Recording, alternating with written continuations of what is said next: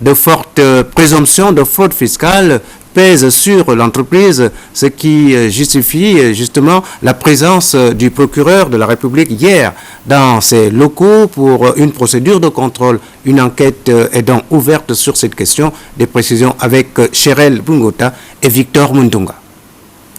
La question que l'on peut se poser. Ce jeudi 26 septembre 2013, 14h, nous sommes en plein centre-ville à Libreville, précisément à l'immeuble GML.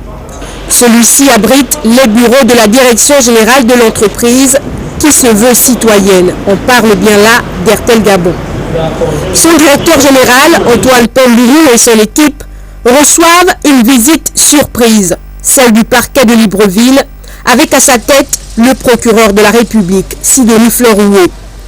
Aux côtés de cette équipe du parquet, une autre, celle de la direction générale des impôts du Gabon, accompagnée d'un huissier de justice. Malheureusement, il nous sera interdit de filmer la rencontre, donc impossible d'en savoir plus. À la fin de l'opération, qui aura duré 2 heures d'horloge, nous avons tenté d'arracher quelques informations.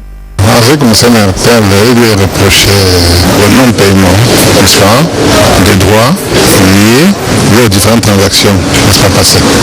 Il s'agit en fait d'une procédure de contrôle fiscal. Le parquet est présent ici pour des raisons d'enquête. Nous avons, conformément aux articles 897 et suivants du Code général des impôts, procédé à la visite des lieux et sous mon autorité et mon contrôle et en présence des officiers de la police judiciaire spécialisée que sont les inspecteurs des impôts. Donc nous sommes là pour visiter et au besoin saisir le document administratif qui va constituer les preuves de l'enquête que nous avons ouverte. L'enquête est ouverte, elle continue. C'est tout ce que j'ai à vous dire pour l'heure. Depuis combien de temps dure cette situation? À combien évalue-t-on cette dette fiscale? Comment expliquer qu'Airtel Gabon, une société aussi prospère avec un chiffre d'affaires de plus de 11 milliards de francs CFA, se retrouve dans une telle affaire? Qu'est-ce qui justifie aujourd'hui cette montée d'adrénaline? Autant d'interrogations restées sans réponse. Malgré notre volonté d'en savoir un peu plus, rien n'a filtré du parquet de Libreville, de la direction générale des impôts, encore moins de celle d'Airtel Gabon.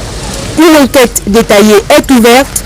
Les spécialistes de la fiscalité vont ici scruter tous les documents juridiques partant de l'implantation de Celtel en passant par Zen jusqu'à Airtel Bharti.